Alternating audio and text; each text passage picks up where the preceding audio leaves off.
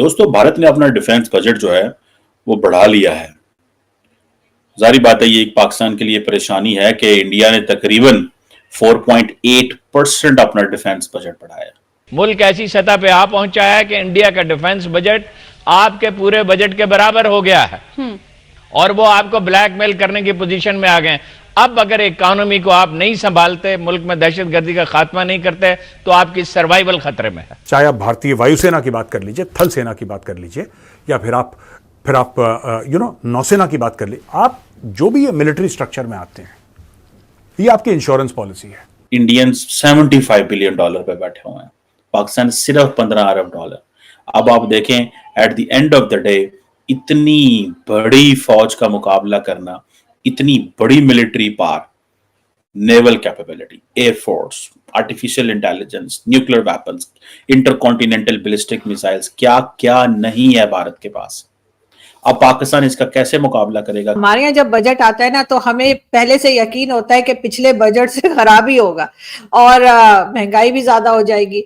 Government के लिए challenges होंगे। हमारा बजट आप जानते हैं IMF से ही डिक्टेशन लेके बनाया जाता है। ओ भाई, जंग करने के बावजूद क्या दिया हमें? नंबर 1 है जी, नंबर 1 जंग कर रहे हैं। 71 में जंग फलाना हो गया, टमकाना हो गया, उसके बाद भी हमें क्या मिला? मुकाबले में आ नहीं रहे हम, और हमारी सुनाई जा नहीं रही। ठीक है, हम हेल्थ में उनका मुकाबला कर पाएंगे इंडिया का? नहीं। एजुकेशन में उनका मुकाबला बिल्कुल नहीं कर पाएंगे। IT सेक्टर मतलब टेक्नोलॉजी में नहीं, किसी चीज में भी कोई मुकाबला नहीं होगा। हमारा जो भी आर्मी चीफ आता है, हम इंडिया को देख लेंगे, हम आंखों में आंखें डाल के बातें करेंगे। ओ भाई, उनके मुताबिक आ तो जाओ पहले। तो दोस्तों, भारत ने इस बार अपने बजट का कुल 12.9% हिस्सा डिफेंस बजट के लिए दिया है। इस बार रक्षा बजट के लिए 6,21,940 करोड़ रुपयों का ऐलान किया गया है, जिसमें से लगभग 1 लाख करोड़ रुपए का ऐलान सिर्फ इसलिए किया गया है ताकि आत्मनिर्भर भारत के तहत देश की कंपनियों से रक्षा की खरीद फरोख्त की जाए, यानी कि भारत की कंपनियां अपने ही देश में हथियार बनाएं और भारतीय सेना अपने ही देश की कंपनियों से हथियार खरीद सके।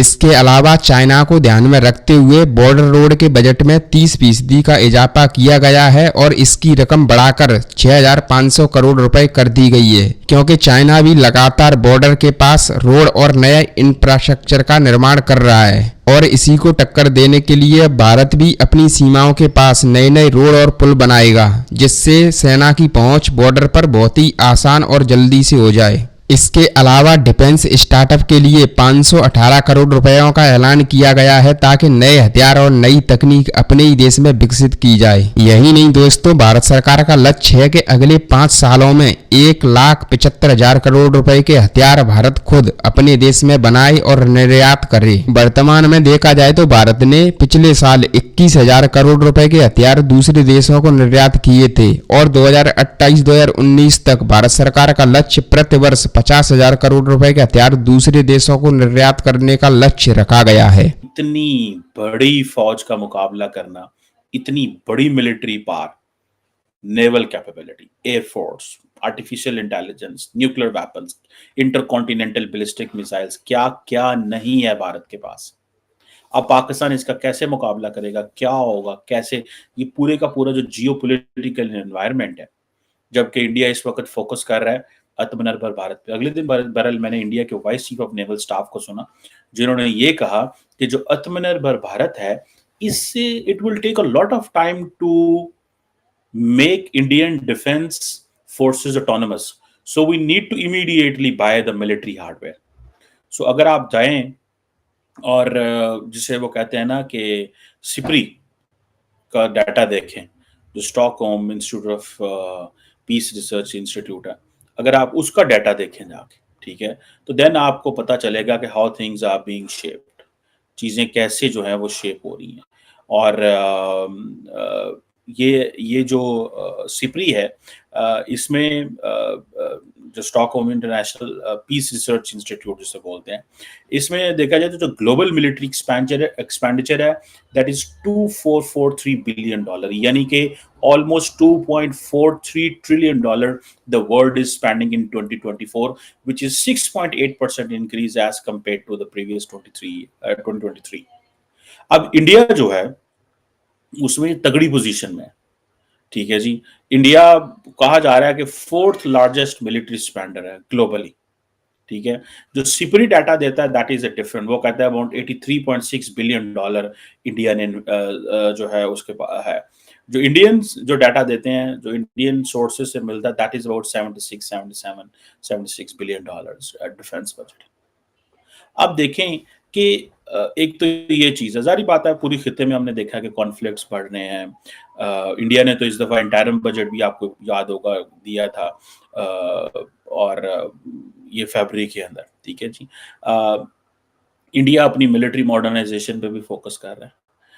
So India is like a country which understands कि हमें बड़ी तेजी से अपने डिफेंस पे खर्चा करने की जरूरत है, बिकॉज चाइनीज बहुत आगे निकल रहे हैं। वो चाइना की तरफ देख रहे हैं, हम इंडिया की तरफ देख रहे हैं कि हमने इंडिया का जो मुकाबला कैसे करना। मतलब हमारे लिए बड़ी frankly speaking it's serious matter. ये कोई ऐसा नहीं है कि ये जितनी हाईएस्ट लेवल पे एलोकेशन हो रही है, क्वेश्चन ये नहीं है कि we can't go for a vessel to vessel competition with the Indians। उन्होंने गोली खरीदी तो हमने भी खरीद ली, उन्होंने जहाज खरीद लिया तो हमने भी जहाज खरीद लिया। हमने जारी बात है कहीं पे तो कैप लगाना होता है, ठीक है जी।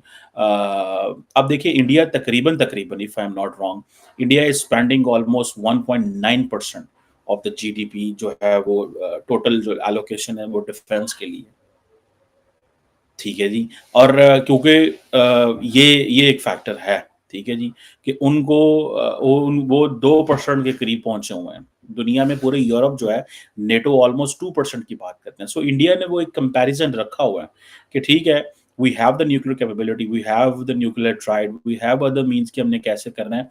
लेकिन सो इन दिस केस हमें कोई वो नहीं भागम भाग नहीं जाना, ठीक है जी। हमें कोई ये दौड़ नहीं लगा देनी कि हाँ जी हमें हर कीमत के ऊपर जो है वो इतनी सिक्योर्ड और इतने जिसे कहते हैं कि बहुत कॉन्शियसली ये बजट बनाया जाता है।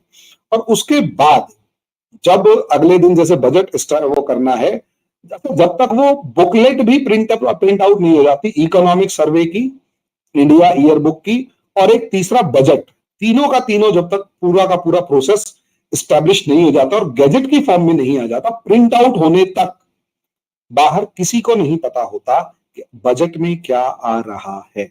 इतनी सीक्रेसी बरती जाती है।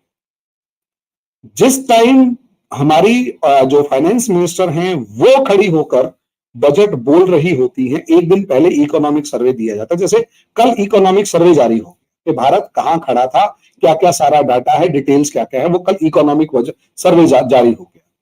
इकोनॉमिक सर्वे के बाद अब बजट आ जाया है कि उसके अकॉर्डिंग हमने ये बजट बनाया, तो वहां उस बजट को देखा जाता है, उसके हिसाब से रखा जाता है।